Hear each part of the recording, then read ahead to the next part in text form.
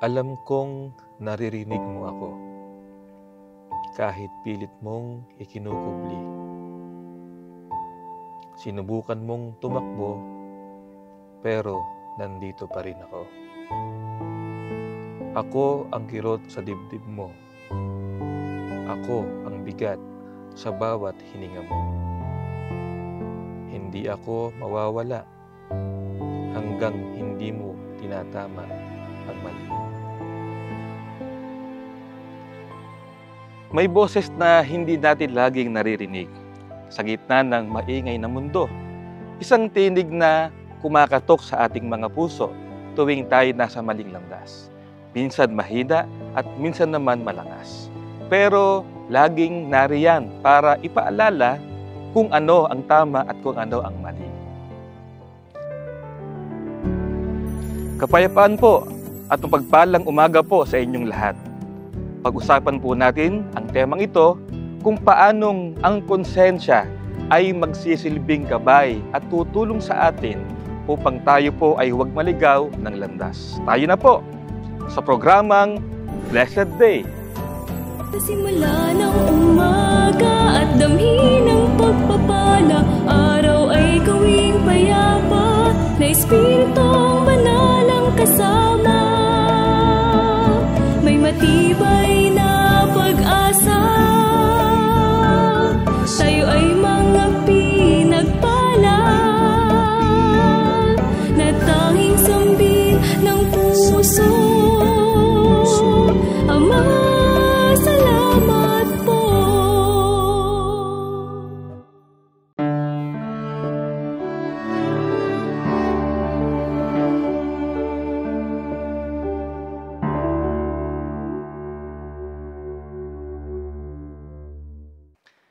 Ang Diyos ay laging nakahanda upang tayo ay ituwid sa ating mga landas. Bago pa man po tayo magkasala, ay kumikilos na ang Panginoon sapagkat Siya ang ating gabay. Ito po ang diwa ng mensahe na sinulat ng kapatid na Isagani Capistrano sa aklat na PowerPoint. Mababasa po natin ang Psalm 48 and 14.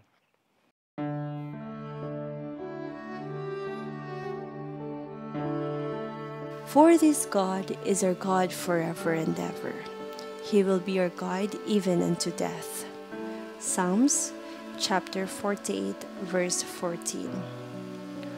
God promises us a wonderful future in this life and the life to come. This is the reason why we should be watchful of our present life.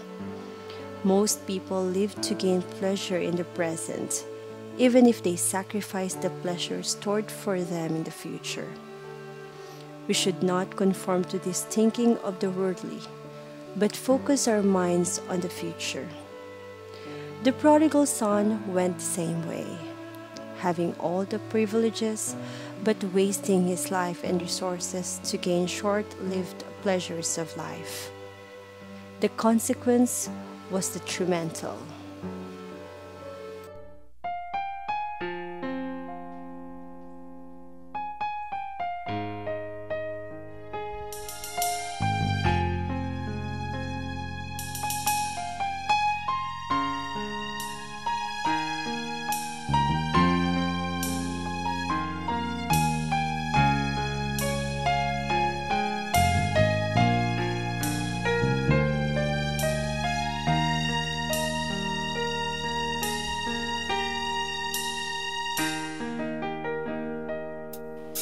Sa panahon na ikaw ay nag-iisa, huwag kang mag-alala, ika'y sinasamahan niya.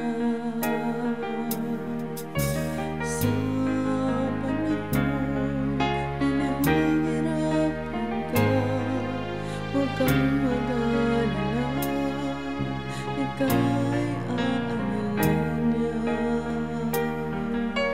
Sa panahon na hindi mo na kaya ang lahat, tumiwala kang may pag-asa, ika'y tutulungan niya.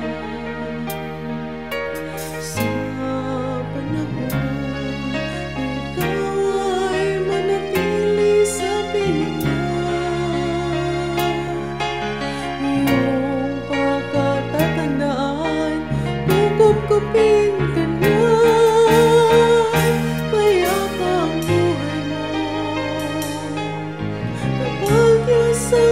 kasama mo, iginhawa ka dahil sa yakap at kalinga niya.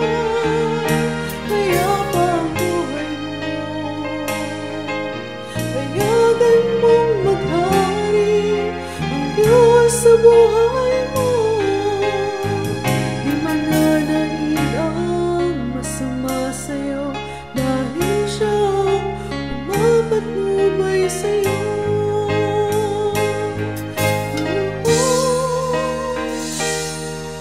Mayabang ang buhay mo.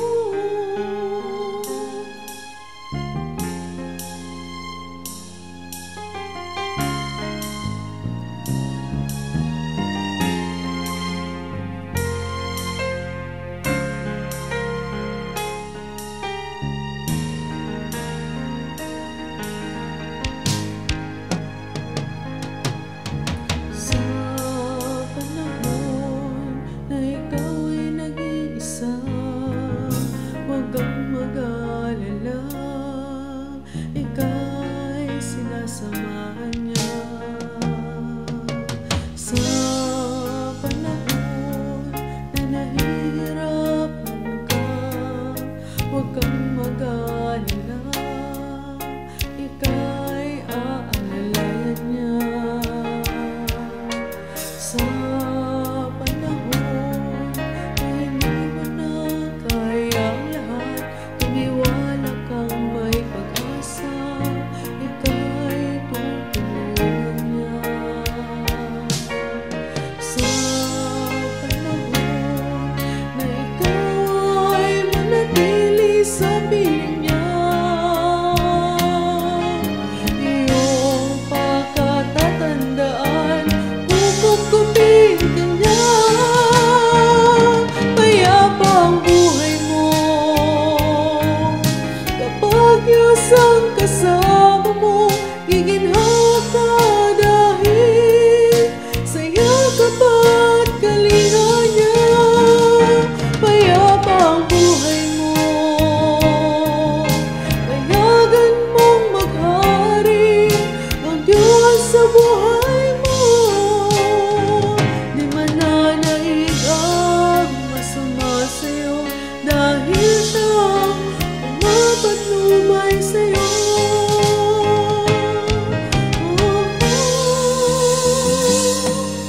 Payapa ang buhay mo,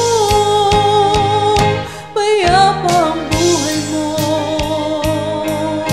kapag Diyos ang kasama mo, giginhawa ka dahil sa yakap at kalinga niya. Payapa ang buhay mo, payagan mong maghari ang Diyos sa buhay mo.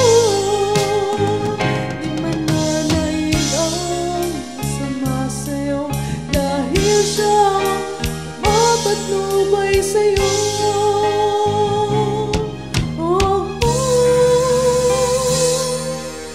Payapa ang buhay mo.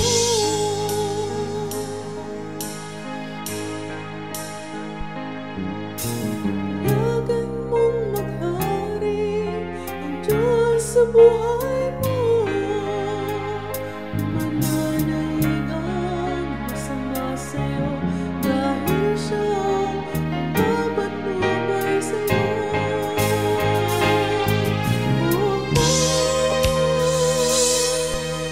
Payapa ang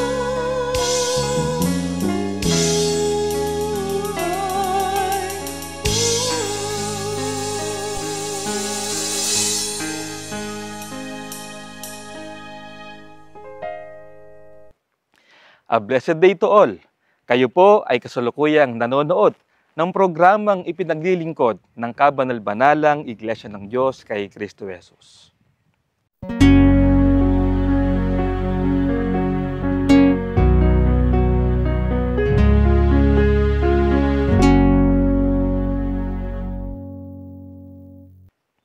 Kung minsan, hindi natin maiiwasan ang makaramdam tayo ng takot dulot ng pagkakamali. At dahil sa takot ay nakokonsensya tayo sa maling bagay na ating nagawa. Ano nga po ba ang konsensya? Bakit ito ang nararamdaman ng tao?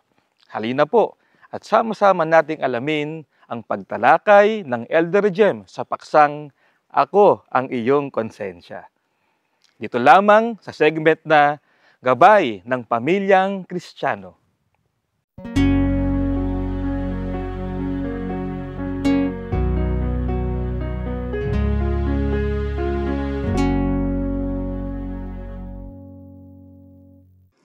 Shalom po mga minamahal na kapatid at sa inyo rin po na aming mga taga-subaybay. Sumatin po palagi ang kapayapaang galing sa Panginoon. Sana po ang araw na ito maging mabiyaya, maging masaya at mabunga sa ating buhay.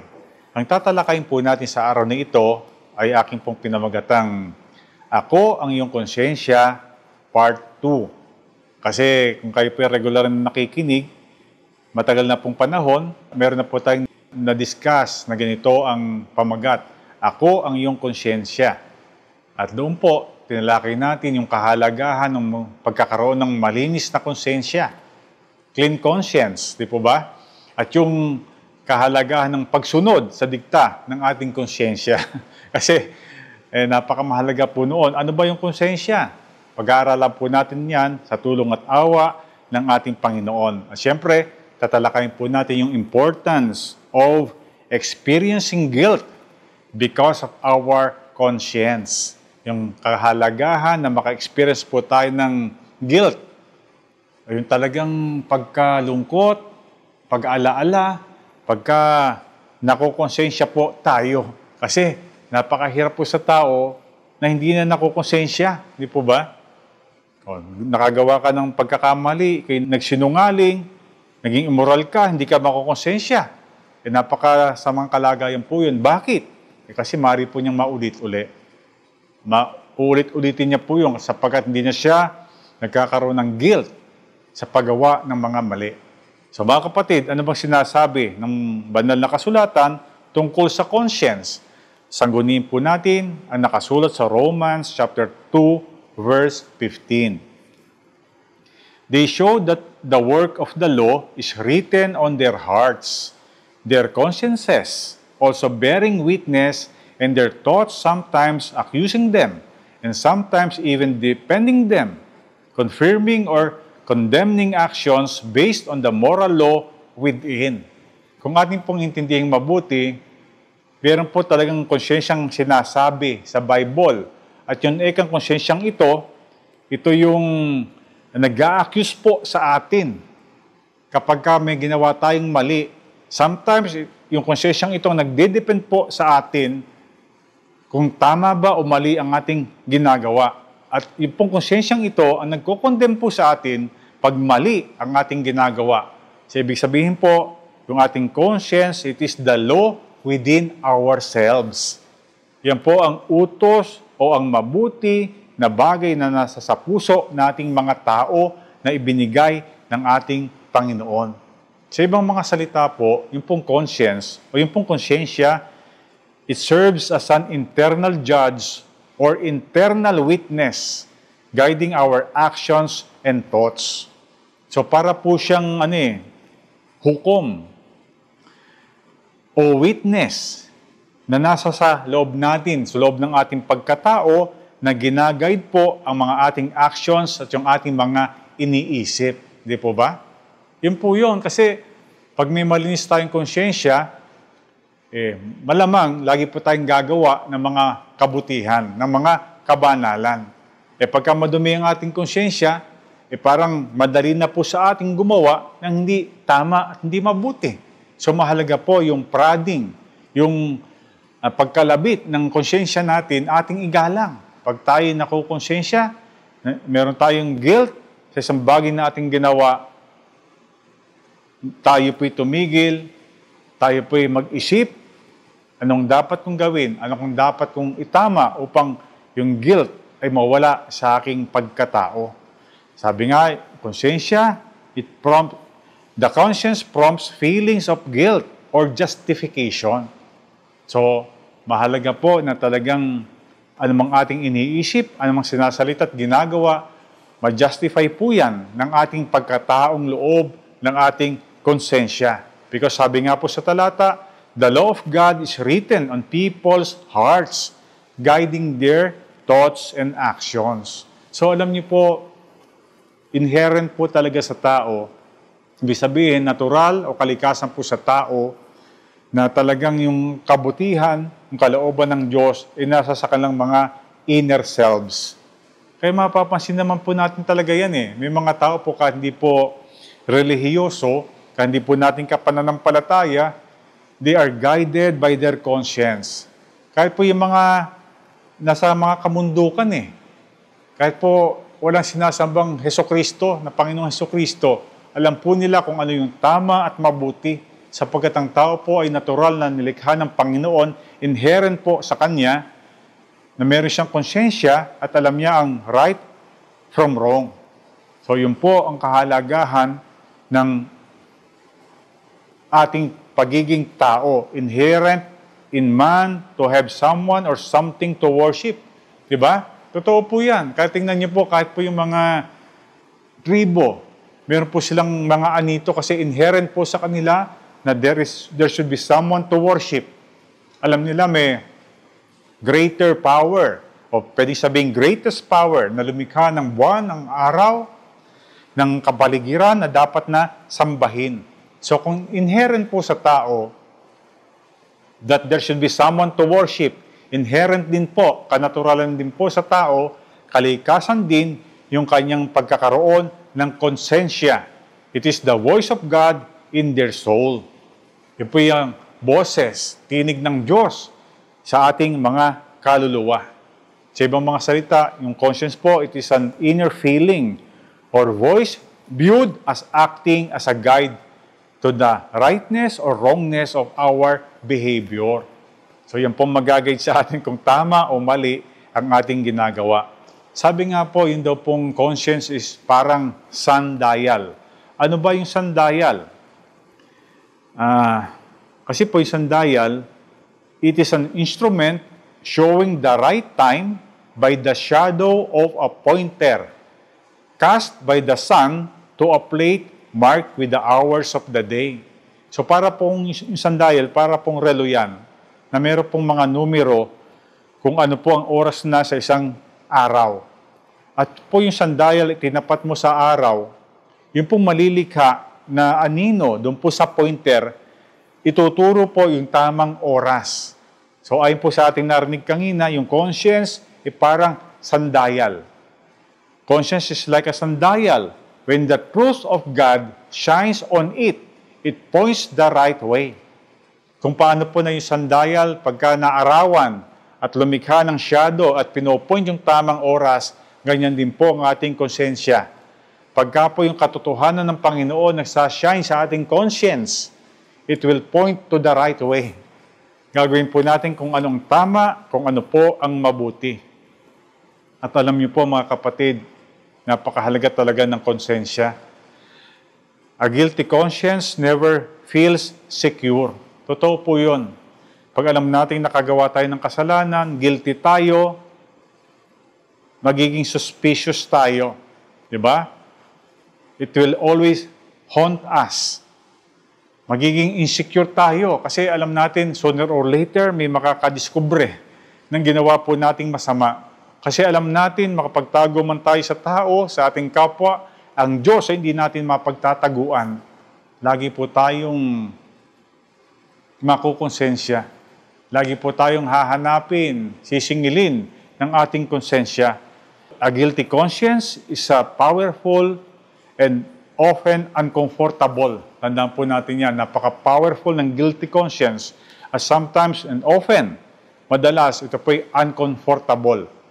Ang isang tao po, halimbawa, nakagawa ng kasalanan pero dinideny niya sa praning ng kanyang conscience, siya po ay magiging uncomfortable.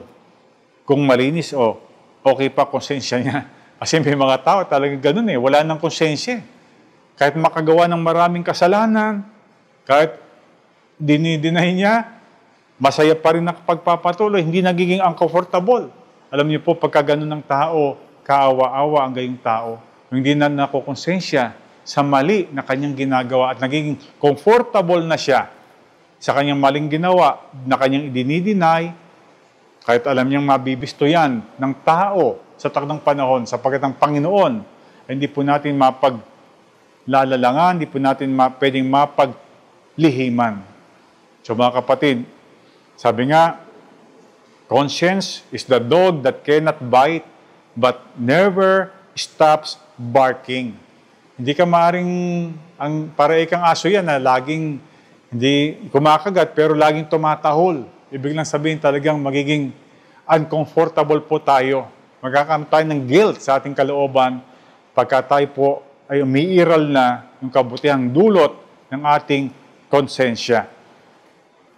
Meron pong isang tao, nagsabi ganito sabi niya, there is only one way to achieve happiness in this world. Only one way to achieve happiness in this world. And that is to have either a clear conscience or none at all. Isang bagay lang daw po, para ma-achieve ng tao ang katuwaan, yung kaligayahan. Una, magkaroon siya ng clear conscience. At ikalawa, none at all. Wala ng konsyensya. Bakit po? Anong ibig sabihin po ng bagay na ito? Kasi alam niyo po, having a clear conscience will free us from guilt. Talagang palalayain tayo sa guilt, di ba? Pag nagigilty kasi tayo, hindi tayo komportable. Hindi tayo mapalagay. It will free us from guilt, insecurity, suspicion, and sins. Yung inner self po natin, yung ating pagkataong loob, will be happy and at peace pagka meron po tayong clear conscience. Di ba? O alam mo, nagkasala ka nga, pero humingi tayo ng tawad sa Panginoon at doon sa ating pinagkasalahan. Cleared na conscience mo. Kasi hindi mo na inuulit Masaya ka na, di po ba? So halimbawa, you have no conscience. Wala ka ng konsensya. You will have someone na-immerse ka na sa iyong self-gratification, even if it's from committing sins. So kahit nakakapag-commit ka na ng kasalanan, nag-gratify ka, sumasaya ka, yun na po ang napakakaawa-awang kalagayan. So napakatama po yung kasabihan na, yun nga, pagka nakukonsensya ka, be very happy. Pag hindi ka na nakukonsensya, malungkot ka na. Sapagkat kahit malubog tayo sa paggawa ng kasalanan, masaya pa rin tayo. Sapagkat nag-gratify ang ating physical body. Pero lubog tayo ang ating kaluluwa sa paningin ng Panginoon. So mga kapatid, sana huwag po mangyari na mawalan na tayo ng konsensya. Tumakas ang konsensya sa ating pagkatao at hindi na tayo nagigilty pagka nagkukulang tayo sa ating ministry, pagka tayo nagsisinungaling, pagka tayo nagkakasala. Napakamahalaga po niya sa mag-asawa. Napakahalaga po niya sa relationship ng mga magkakapatid. Manatili po ang clean conscience sa ating relationship para ang lahat ay maging masaya, ang lahat ay huwag maging suspicious, ang lahat ay huwag maging insecure. Di ba? Kaya sana po, mga kapatid, maging malinis palagi ang ating konsensya. Alam niyo po ba na yung cork, ano ba yung cork? Yung cork po, para pong kahoy ito na magaan na pinangtatakip sa mga bote ng wines, di po ba? Kaya mga may tinatawag na corkscrew. Kaya pag ako pinagkakasal, yung pong cup and wine bearer, may dala po yung corkscrew kasi tatanggalin niya yung takip ng wine, yung cork. Alam niyo po ba na yung cork, pagka yan po inilagay sa ilalim ng tubig, at sa ilalim ng tubig from 10 feet to 100 feet, siya po ay tataas, lulutang. Pero alam niyo po na kapag ka po yung cork na ito, binaba more than 100 feet and beyond, hindi na po lulutang, siya po'y madudurog na doon sa ilalim ng dagat dahil po sa pressure. Bakit po nasabi ang bagay na ito tungkol sa konsensya? Kasi kagaya po ng cork, tayo po pagka po'y nasanay na, nalubog na sa lalim ng pagkakasala, napakahirap na pong bumalik pa. at magbago. Di po ba? Kaya habang maliit pa lang at kaunti pa lang po ang nagagawa nating kasalanan, bumalikwas na tayo. Di ba? Makonsensya na tayo. Huwag na tayong masanay na mahulog pa at lumalim pa ang nagagawang kasalanan.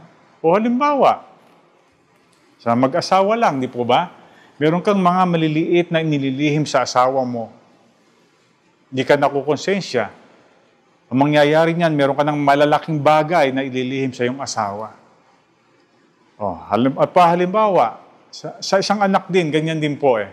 Ang isang anak na maaaring nagpapabaya sa eskwela, nakakagawa ng kalokohan kasama ng kanyang barkada, inililihim sa kanyang mga magulang. Sa pagkakataong ito'y aminin niya, maaari pa siya magbago eh, di ba? Pero halimbawa, nasanay na ang kabataang ito na maglihim ng isang bagay na masama na kanyang ginawa, siya po'y lalaki at lalong gagawa pa ng mga bagay at lalalim ang kanyang paggawa ng mga kasalanan na hindi sinasabi sa kanyang mga magulang. At yun po'y magiging karakter na niya at na napakamahirap ng bawiin.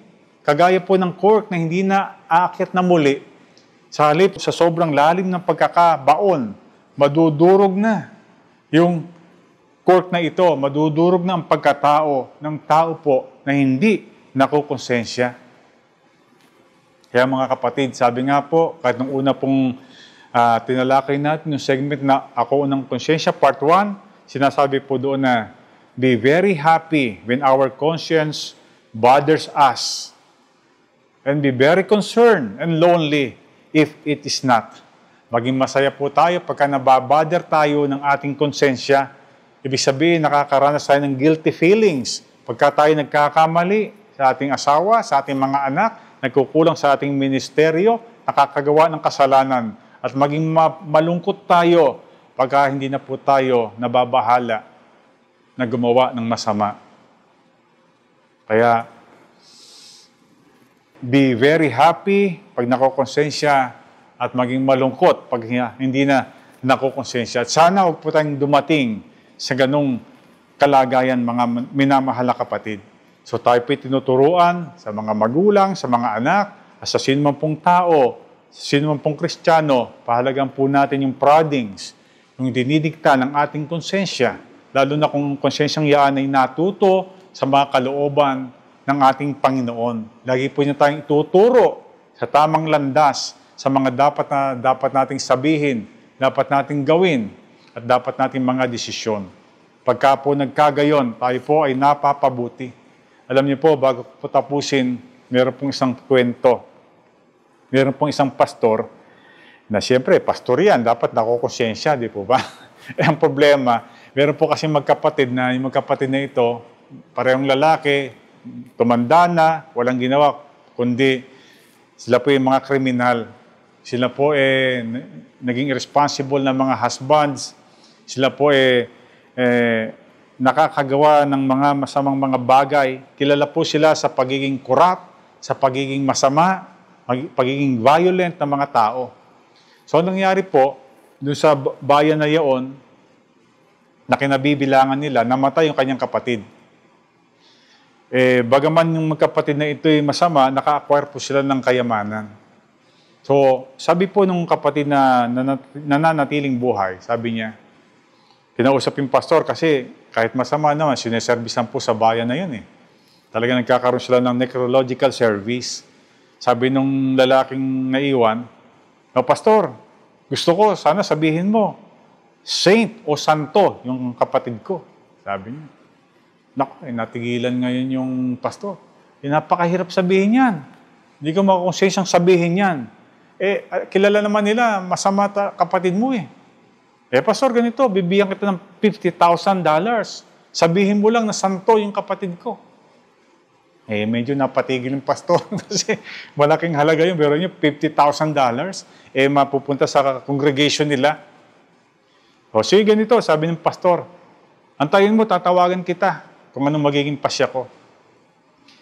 After one day lang, kasi mag-necrological service na tinawagan na po ng pastor yung lalaki, yung kapatid. Sige, ganito, payag na ako. Sa aking service, sa sermon ko, sasabihin ko, santo kapatid mo.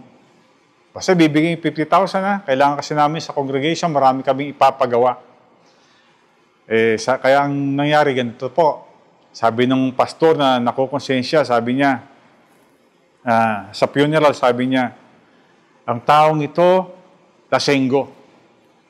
Ang taong ito, irresponsible na asawa.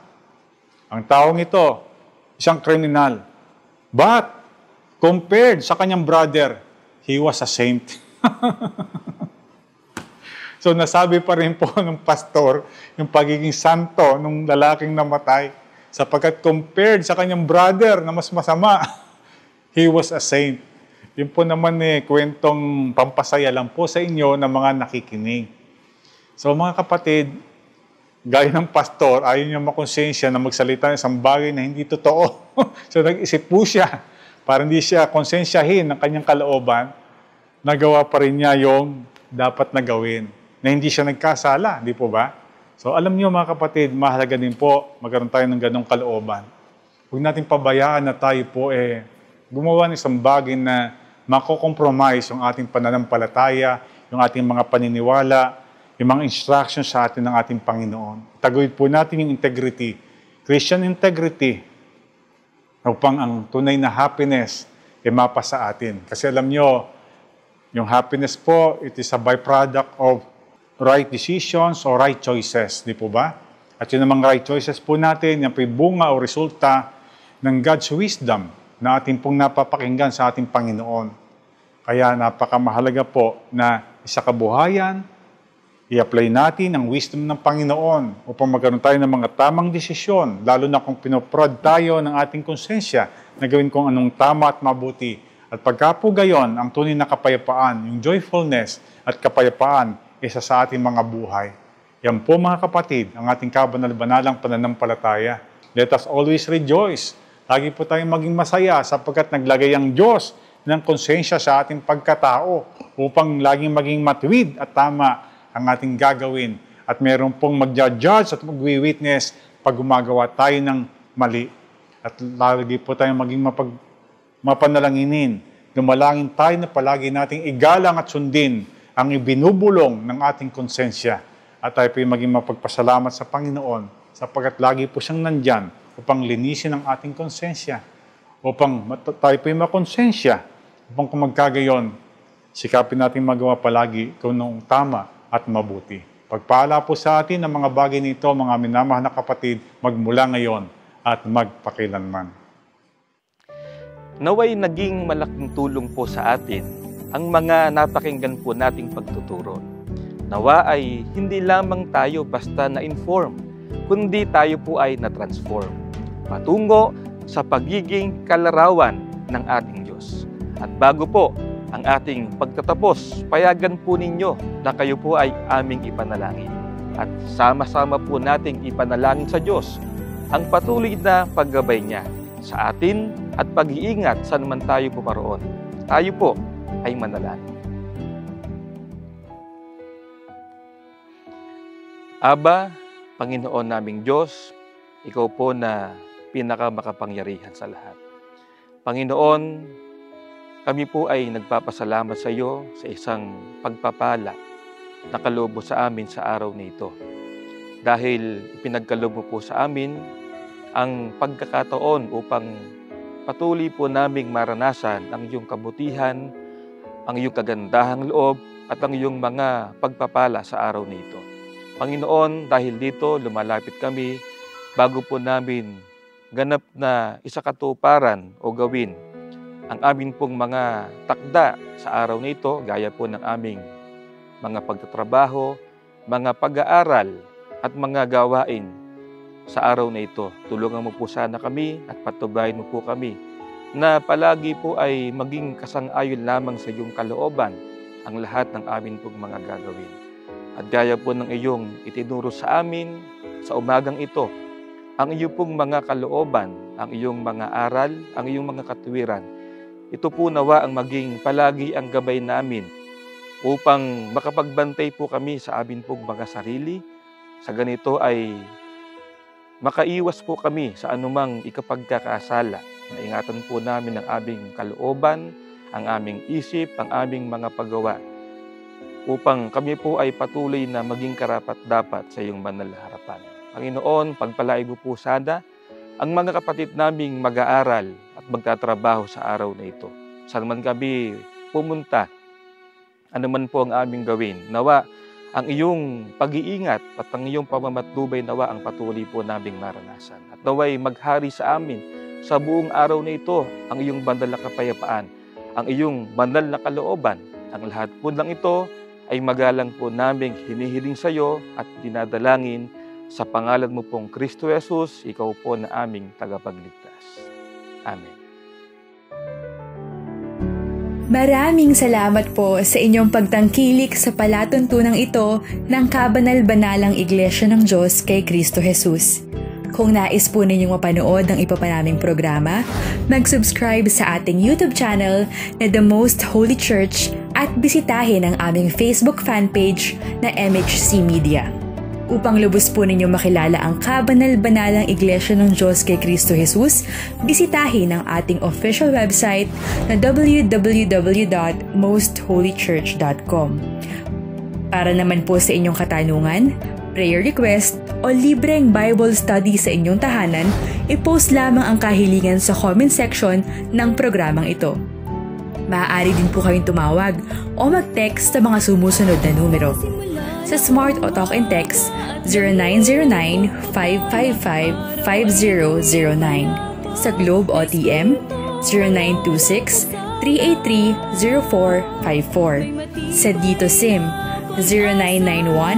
0991-419-2027. At sa landline, 8255-6949 o 8553-0946. Maraming salamat po. Salamat.